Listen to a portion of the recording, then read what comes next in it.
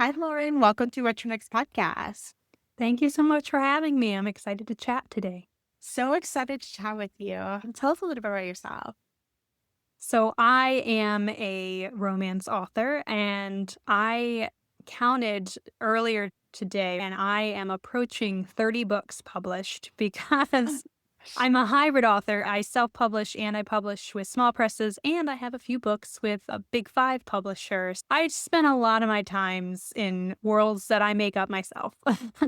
Oh my gosh. So talk to us about your journey. How did you get started? Talk to us about that journey because especially Sure. hybrid is interesting because it's like you're managing multiple places. You're done your indie, which is basically you're the publisher.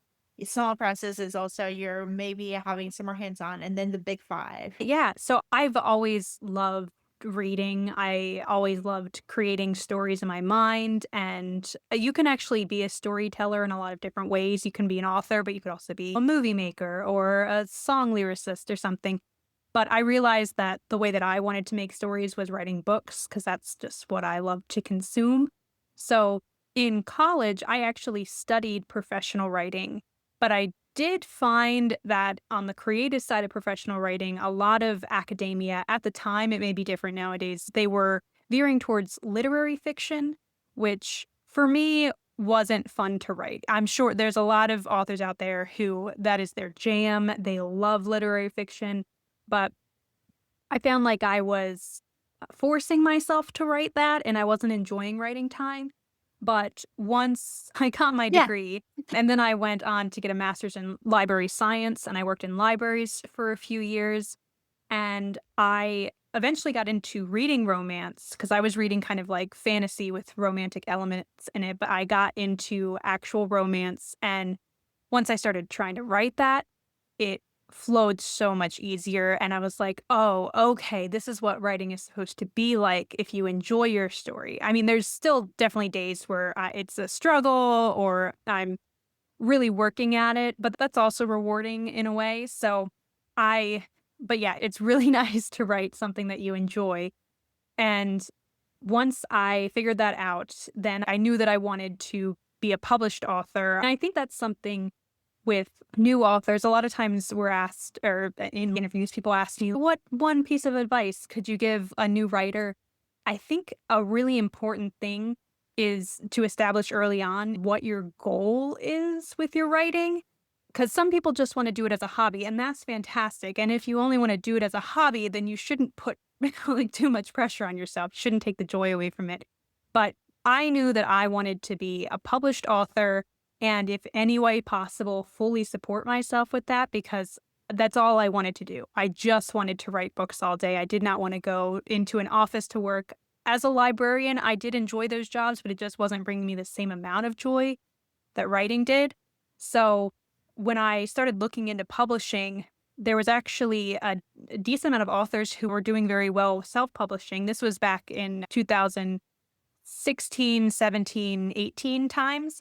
And so I'm a big proponent of diversifying your income. And Mhm. so I was like, I am really interested in getting a publishing deal with a large publisher, but I also don't want to slow down my publishing in order to go through what can be a very long querying process for representation. So I was like, I have lots of ideas. Why don't I self publish some so I can kind of keep this momentum going? And then as I better myself as a writer and I get deeper into my writing career, then I can kind of suss out what stories I want to keep in my self-publishing lane and which ones I think might appeal to a more kind of traditional publishing crowd. And it took me a few years, but luckily it all worked out. And so right now I am a full-time author. I've got self-published books and I've got traditionally published books, and there's no end in sight, which is how I want it to be. Oh my gosh, I love this journey and I love the idea. You've got to diversify your streams. You cannot just rely on it. And that you saw it as this is what I want to do. Here's where I wanted to go. And I'm not going to be attached to just one way. Because I think a lot of times when we think about writing as a publishing career is, oh, I just get a book deal, it becomes a bestseller, and that's it. But the reality is that it doesn't always work that way. It's very few and far between who get that first Yeah, don't and feel even like when you a do get a big deal, it's not like they give you just a giant chunk of money that yes. you can live off for the Yes. rest of your life. I that's the other part. It's like you first of all, an advance doesn't mean you're gonna get royalties right away. Turn out the Yeah. advance. And the advance is not paid. When you say it's earning like a nice deal, I don't know the Oh, presentations is like 50,000, you get it in installments. You yeah, don't and that get the doesn't include healthcare. no. No, there's no so it's I think that's where the beauty of it. I'm glad that you're talking about the business of writing and Mhm. how to make this career because I think it's not just one book. You kind of have to produce multiple books and you have to test out and then you have to market them because just the traditional publish can market your book, but you also have to market your book too. Yeah. Honestly, if I could go back to younger Lauren who was in college, I would tell her, "Get a minor in business," because Yes. it would be so helpful to I mean, I have an accountant that helps me with my finances, and before I Yeah. got that accountant, I would panic every tax Yes. time because it's so intimidating, I didn't understand it, and I was like, "I'll just sit down and I'll figure it out one day," and then I would cry. Yeah, figure So out the quarterly taxes, like, you have to pay taxes, and Mhm. self-employed have been in that place of and I have an accountant, my brother's my accountant, God bless. He Oh, went to gosh. CPA he You gotta went to have an school accountant thanks in to the family. he went to school thanks to me. So, for a couple of years, I was actually a 1099 employee at my job, and so I had to basically figure out how to actually pay my health insurance, pay my taxes, and it was, like, basically and then pay that check because you don't wanna Yeah. I don't wanna go to jail. I think that's my biggest fear. It's just I don't wanna go to jail. So I'm trying to take care of things, and then you have to diversify the income streams because you can't just rely on one thing because one check may not come, and then you're like, "Okay, I have bills to pay." And Yeah, and that's, like, even with the big publishers, you never know like, they're all kind of imprints of a large publisher. yeah. You never know when there's gonna be this gigantic major merger between these Yes. big companies, and maybe they even if your imprint is very successful, if they fold it into something else. So it's just Yeah. nothing is necessarily guaranteed. For me, it is very comforting to have revenue coming in from multiple streams. Yeah. So let's talk about the writing and how do you juggle because being a full-time writer doesn't mean that you're writing all day. You're also doing administrative stuff, you're marketing, you're being the jack of all trades unless you have support, but even managing the support. So you still have to do that. So how do you juggle not just writing for both, like being hybrid, because you also have the self-publishing Mhm. machine that you need to keep feeding, and then writing for a big five or a small press where you have an editor, but you have like actually things that they have to meet, the goals, the deadlines that they're imposed by corporate. As far as Yeah. corporate job, the MD, the self-publishing is your entrepreneur, you're the CEO. You know, Yeah, yeah. I think it was in 2001 or 2002, I realized that I was getting very jumbled up in my projects, what I should be working on. I felt like I needed to be working on 3 books a week, just getting things done. And I realized I was going to burn myself out if I didn't find some type of organization. So if anyone wants to, they can look up a Gantt chart, Gantt, and it's not a writer specific tool. It's just a certain way to organize large projects, especially if you're working on multiple things at a time.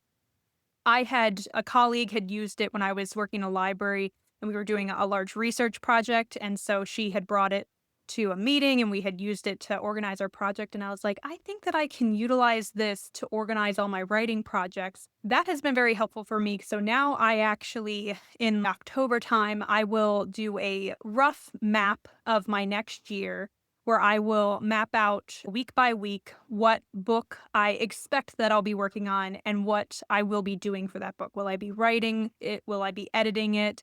Will I be sending it to an editor? And so that way, when it comes to what I need to do, I need to have it like visualized in front of me. I'm big on daily to do lists and having a calendar. And so I map it out that way, and so I can see when my deadlines are, and I can work backwards from those, figuring out what I need to be doing when. That has been a lifesaver. I've been using that for years now. I even presented about using that at, like, the Georgia Romance Writers Conference, and it's like, I don't know yeah. if anyone's nerdy like me about charts, but I really like Gantt Right. charts for mapping out multiple long-term projects over the course of a year. So that really helps me. The publishers that I work with, they know that I have self-published projects. And so another great thing about having this chart is that there is, at least I have found, some discussion with an editor at a big publisher about deadlines. They don't necessarily, or they haven't for me said, this is when it's due, no conversation about it. When you're working on the contract, I say to them, hey, I have looked at my schedule and I think that this would be a reasonable turn in date for the draft. Does that work for you all? And so far, they have said yes, because I think Yeah. that the dates I have given them have been reasonable. And I always give myself some buffer space because you never know what's gonna go on. But yeah, I think that it's really helpful. And that's another thing that's been great about self-publishing before going into traditional publishing is that I have a really good sense of, in general, how long it takes me to write a book. So I can negotiate deadlines based off of, what I know I am capable of. I think some other people who, if this is just their first or second book, they're like, I think I can write a book in this time. But then you get all these obstacles that pop up. Cause I actually, when I first went full time as an author, I was like, oh, I only need 2 weeks to edit a draft of a book. No, I need 4 weeks. And I found that out. And I also thought, oh, I'm going to be writing in the morning and then doing business in the afternoon. No, I found I can't concentrate on writing unless I empty out my email inbox. So I do business in the morning and writing in the afternoon. So that's kind of that there's a learning curve, but once you figure it out, I have found that editors, publishers will work with you as long as you're giving them reasonable dates. Yeah, I think it helps you. One is because you have been doing this for a while, so you understand your process, you understand what your needs are. And then the other part is coming with reasonable expectations, buying yourself time. I think a lot of times we take it for granted, like this is the day. And now a lot of times I've learned you kind of have to negotiate. And I do this in my day job a lot of times where this is an important thing. I was like, well, let me look at my bandwidth, let me look at the specific. And usually I buy myself time. Would I actually need all the time? Probably not, but I give myself the time to have the breathing room to do it right. As opposed Yeah. to you can negotiate, you can speak up. I think Mm. as women, we tend to be like, no, it's given to us. This is what we have to do. And the reality is, no, we can be empowered to speak up and say, well, this is what works for me. It's a reasonable time based on the specific needs. And this is how we can work it out and negotiate it from the beginning and have those open communications as opposed to be surprised and then Yeah. And shocked. honestly, they would rather you be honest in Yeah. the beginning because, yeah, if you're like a week out from a deadline and you tell them, I need 2 more weeks, that sets everyone's schedule off. And Yes. your book could get pushed out a year because they just can't fit it in the production schedule anymore. So, yeah, it's much better to ask for the time up front Yeah. if you can. All right. So thank you for talking to us about the business of writing and like the specifics. I think a lot of our readers might have questions about it and they might think about what does it look like? I want to write all day. And then actually it's a business and there's specifics. But let's talk about Love and Play Side, which is your latest release. It's a rom-com nutrition 5 book. It's actually basically learning how to fly a plane, literally, and having and getting horny.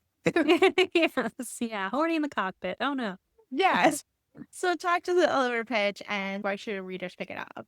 Sure, yeah. The inspiration of this book, I've wanted to write a pilot romance for a while because my dad is a pilot. He does it as a hobbyist. He got his pilot's license the day he met my mom. Oh, So there's a little bit of romance and there's always or what I find when I'm writing a book is I'll take a little nugget of truth from my life and then I'll build an entire story off of yeah. it. And so it's not my life, but there's a dash of inspiration from experiences that either I or people around me have had. But I've grown up going to small airports all the time with him because he always wants these kids, you want to go flying with me? And of course, like his heart is broken that none of us actually wanted to get licenses. I'm like, I let you teach me how to drive stick shift, but I'm a little in the air is a little much for me. But I would love it if some readers came away from this book wanting to get their pilot's license because I know that it brings my dad so much joy. And he had a fun time helping me with all the logistics of this book. And so that's been great. I've got a very supportive family. They know I write smutty content. I'm like, Dad, there's on page erotic scenes in this book. And he's okay. For the people who have read P.S. I Hate You, which is my other book with Berkeley before this book is not as emotional as that one. I do like to preface that. Again, as I've said, I've written close to 30 books now, and they vary in the amount of times that you will cry during them. Yeah. So I would say that this is a lighter book, but there's still that tension of will they, won't they? It is a single POV. And so you're all getting it from Beth's perspective, and she is down on her luck. She's got a lot of debt, but she just has this dream of getting her license. And her half brother, who has had a much more financially stable life and is a golden retriever guy. A lot of people love Sean, her half brother. He's just like a Yes. very sunshine person. He's like, oh, well, you should go flying with my best friend, George. And she's like, George, the guy who hates me. And so yeah, she thinks her brother's best friend hates her. He's a very kind of stoic, doesn't say much kind of guy. But of course, you as the reader start picking up on the little like hints of, oh, I think maybe he just likes her so much that he Yes. his brain is exploding every time he's near her. And that makes it hard to talk. So, Yeah. and I, Comfortable in a cockpit. right? Your and a Cessna cockpit is very small. I mean, your shoulders are brushing, your thighs are against each other. She focuses on his thighs a lot. He's got good thigh game. So it's a lot of, but there's also found family aspects. I really wanted to show just this variety of people in your life that you could have supporting you. And yeah, I think it's a fun time. There are emotional moments, but it gives you those like all the feels. There is a grumpy dog that is based off of my dog. So if you like a dog that hates everyone except for his people, that's in there.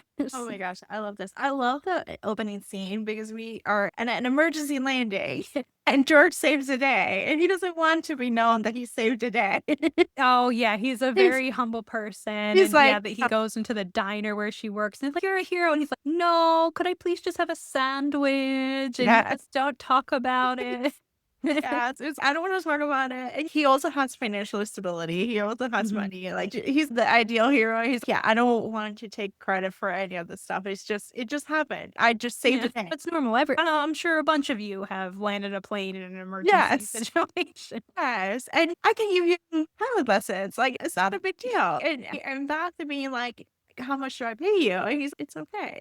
you know. Yeah, money is a big Yeah. deal for people who don't have it. That's Yes. the thing. A lot of people are like, "Money can't buy happiness," and I'm like, "Well, it can take It away gives some you stress." access. Yes. It can So give you access. It can give you take stress from like actually figure out do I eat right now or do I pay my house or pay my health exactly. insurance, which is Beth's issue is do I save a life or do I actually, someone dies Yeah, without so she has all these she builds up every time that money needs to be exchanged, it's a big deal for her, yeah. and George is the male main character, for those who don't know.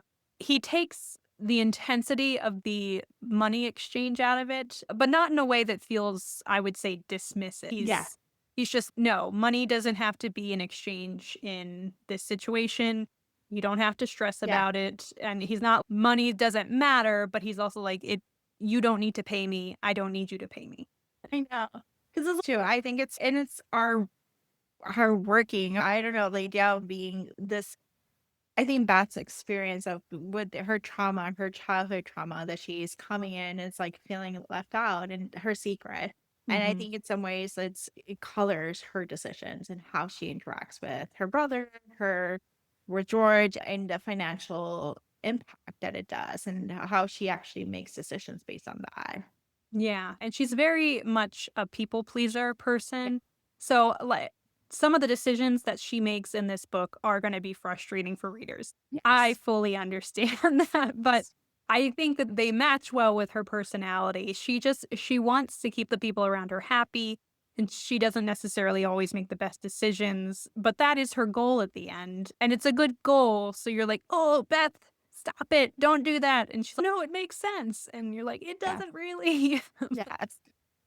Which is what makes the story a story. You can't just have a conflict free Yeah. in real life. I love it in real life, but when you're reading, you need a little bit of conflict. You need a little bit of angst. Mhm. You need a little bit emotional. Like you have to have bad decisions, people making bad decisions for you to actually, yeah, and grow from Yeah, or that. else the book would be like 20 pages, Yes. and then they were all perfect and none of them needed therapy. Yes. So this is Love in Plain Sight. It's available in December and it's available on audio. I share with Lauren that I listen to the audio. Carissa Becker narrates it and she does an excellent job narrating it. Time that she does a man voice, I'm like, "Ooh, my goodness, Carissa." Yes. So if Carissa is one of your favorite narrators, as she is for me, you're just gonna be like, this is an Autobot. But you can also get it on ebook or print, and it's available all the different bookstores and stuff like that. Lauren, tell us, would you have if you have any books to recommend our listeners to pick up? Yes, definitely. I mean, where I am in the world, which Yeah. is North Carolina, it's we're getting the fall season, it's getting chilly outside, and so I'm a mood reader, and I find that when it gets cooler outside, I'm definitely looking for cozy books. Mhm. And so a few recent reads I had that just gave me the perfect cozy vibes were A Witch's Guide to Magical Innkeeping. Oh my goodness. Such a good book. Even if you're not a big magic reader, it is a very approachable magic book. It's set in modern day UK. The audiobook is fantastic. The narrator is so great. And the setting is amazing. It's got a really good found family. It's quirky, but it's also emotional. I was like tearing up during parts of it. So, highly recommend. It's the follow up to A Very Secret Society of Irregular Witches, which is also an amazing book. Another cozy book that I recently read was Drawn Together by Juliana Smith. That one is just very cute. That's a contemporary romance. It is what I love that she did. It's a single POV, but at the end of each chapter, you get a little bit of a dip into the male main character's head in such a good, tantalizing way. That is a closed door romance. So if I do write open door romances, but Yeah. if you prefer to read romances that fade to black, that's a great option. And then I was feeling very nostalgic lately, and I take my dog on a walk through this park, and they recently put up a little free library, and I was about to fill it with romance books, but then I realized it's across the little pathway from a playground, and I was like, "Oh, this little free library should probably be filled with kids' books or maybe Fade to Black." I don't want to put a smutty book and then a kid pick it up and be like, "Oh, what's this?" But anyway, I was thinking I'm definitely planning on going to, and it's empty now except for random business books. Sorry, this is like a I have a frustrating little tangent I'm free going on. library too, and right now it's millennial aughts, like chick lit from the aughts, and I'm like, yeah, but no one is picking them up, so we Yeah. gotta hate it. Yeah, so I was just thinking, I was like, what like kids books, YA books would I Yeah, love to fill this little free library with? And yeah, I just went back to the book that made me fall in love with reading, or the author who made me fall in love yeah, with reading is Tamara Pierce or yeah. Tamora Pierce. I always read their names. I don't know how to pronounce them.